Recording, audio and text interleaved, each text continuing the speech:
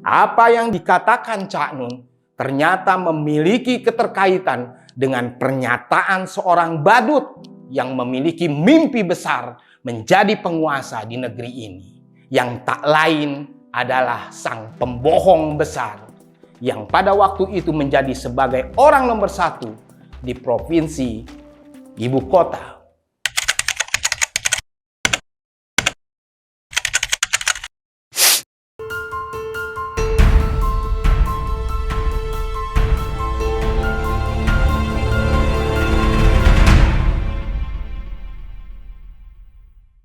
Jika Anda mengatakan bahwa sebutan Fir'aun adalah gelar untuk penguasa atau raja Mesir kuno, Anda benar.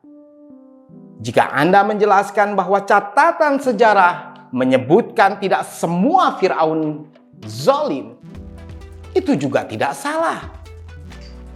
Dan jika apa yang Anda katakan bertujuan membela Cak Nun, itu juga sah-sah saja, walau tidak berdasarkan penilaian yang objektif.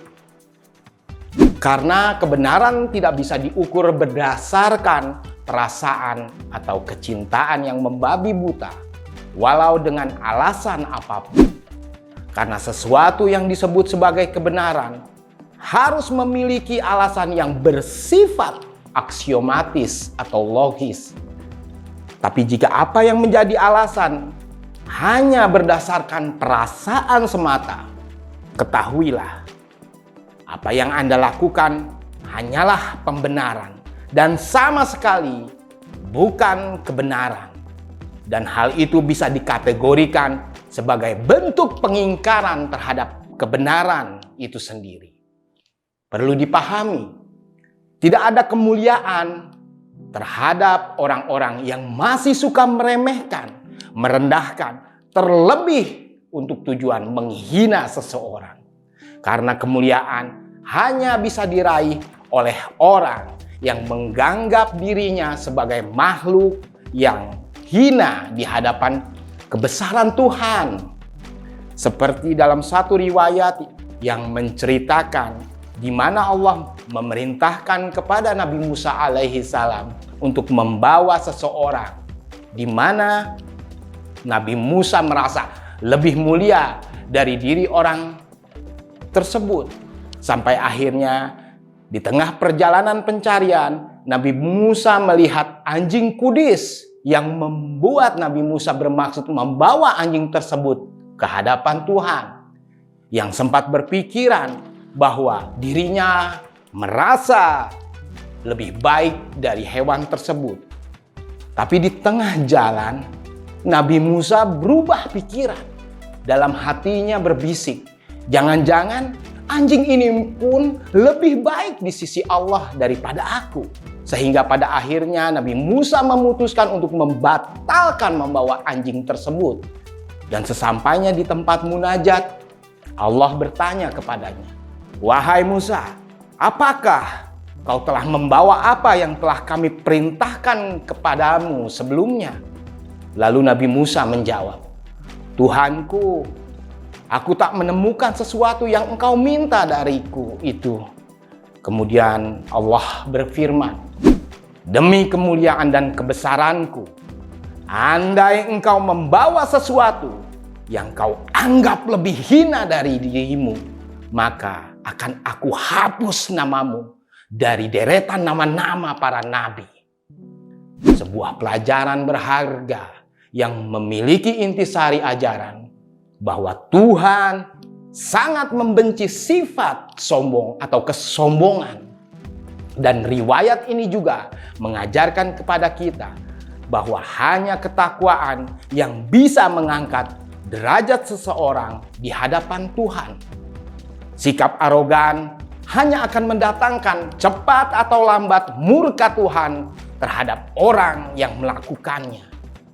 Cukup jelas bahwa apa yang dilakukan seorang budayawan yang merasa paling agamis itu adalah sikap yang tidak populis walau dibanding dengan anjing kudis, terlebih terhadap diri seseorang yang dengan izin Allah mendapat kesempatan untuk memasuki rumah sucinya. Dan untuk kelompok yang mengidolakannya dengan menyebut dia sebagai wali, tunjukkan sifat kewalian apa yang sebetulnya dimiliki oleh Cak Nun. Dan saya tantang Cak Nun membawa anjing kudis di hadapan Tuhan dengan mengatakan bahwa dirinya lebih mulia dari anjing kudis. Akan kita saksikan apakah benar Cak Nun seorang wali. Dan saya pastikan Cak Nun tidak akan pernah berani melakukan itu, kecuali dia memang ingin menjadikan dirinya sebagai manusia durhaka. Jadi amat sangat wajar jika Cak Nun banyak menuai kritik dari masyarakat yang masih memiliki adab dan kewarasan.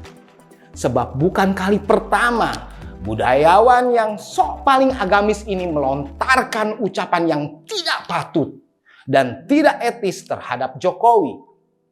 Berdasarkan catatan yang ada, bukan kali pertama juga manusia ini kerap mempertontonkan kekurangsukaannya kepada Bapak Presiden. Seperti misalnya menertawakan aksen bahasa Inggris Presiden dengan mengatakan dobol, menyebutnya sebagai Presiden zalim, dengan menjulukinya sebagai Fir'aun. Konyolnya, bukan meminta maaf kepada orang yang bersangkutan atau orang yang dia hinakan. Cak Nun malah minta maaf kepada keluarganya yang menyebut apa yang dilakukan Cak Nun sebagai tindakan goblok. Dobol kan? Pertanyaannya kemudian, jika orang-orang terdekatnya saja mengatakan goblok seperti yang dia sendiri ungkapkan, lalu alasan apa yang dimiliki oleh orang yang mengatakan bahwa Cak Nun adalah seorang wali?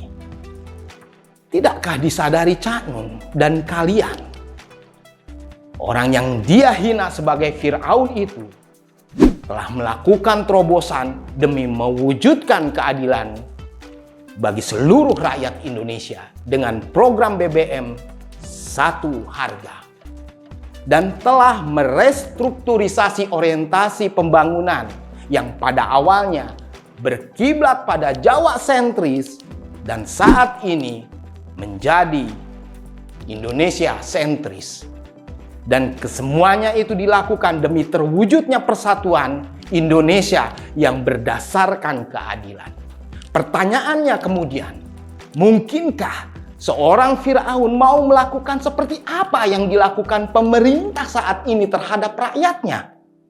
Ingat, Cak Nun juga telah menyebutkan kebohongan dengan mengatakan bahwa di era Jokowilah ada 9 atau 10 naga yang dia sebut sebagai representasi dari Korun. Dan hal ini menyiratkan bahwa Fir'aun yang dimaksud Cak Nun adalah raja yang keji.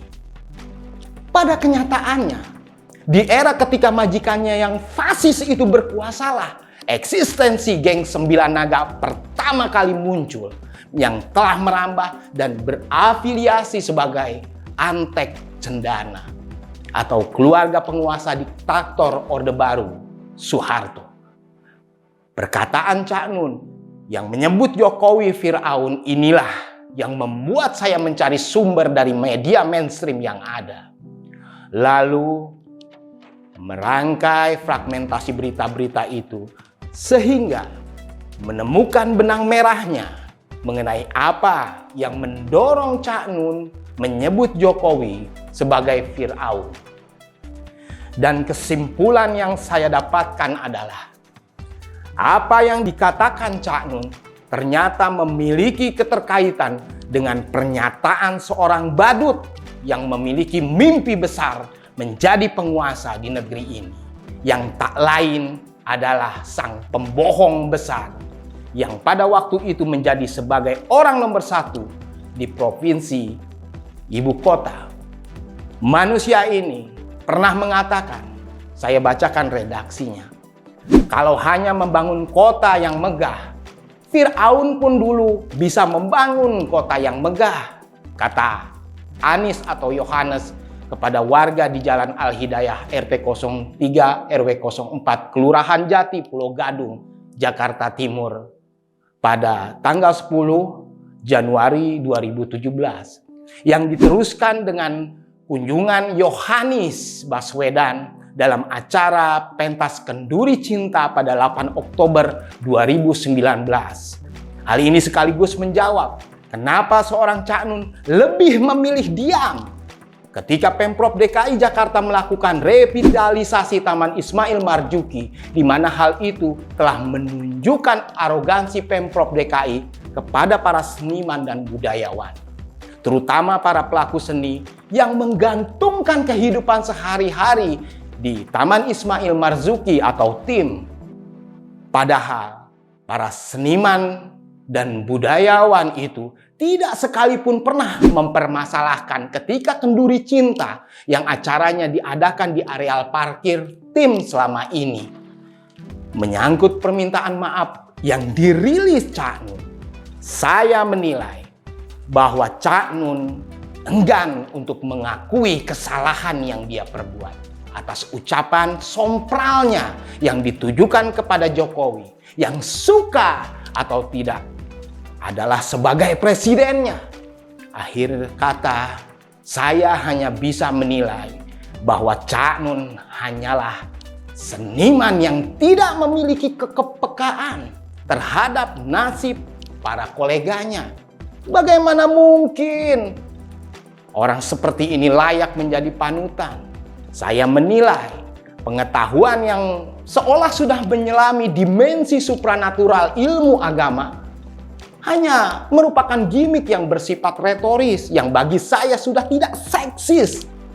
Dan terus terang, penjelasan Cak Nun tentang roh yang seolah-olah telah menjadi ulama kasyaf pun saya meragukannya. Bagi saya, levelnya Cak Nun baru bisa menyingkap roh. Dan penting untuk dipahami, Cak Nun bukanlah seorang wali seperti yang digembar-gemborkan para fans manianya. Dan buktinya adalah Cak Nun mengakui bahwa dia masih bisa kesurupan, bukan? Tidak ada sejarahnya seorang wali kesurupan. Dan anehnya, para pendukungnya menuduh pemerintah hendak mengkriminalisasi ulama atau tokoh agama. Padahal yang terjadi adalah kesalahan mereka sendiri, yang mana mereka sering menjadikan para kriminal sebagai pemuka agama.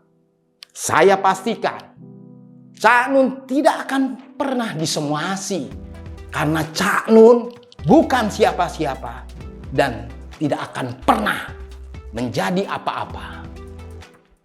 Merdeka!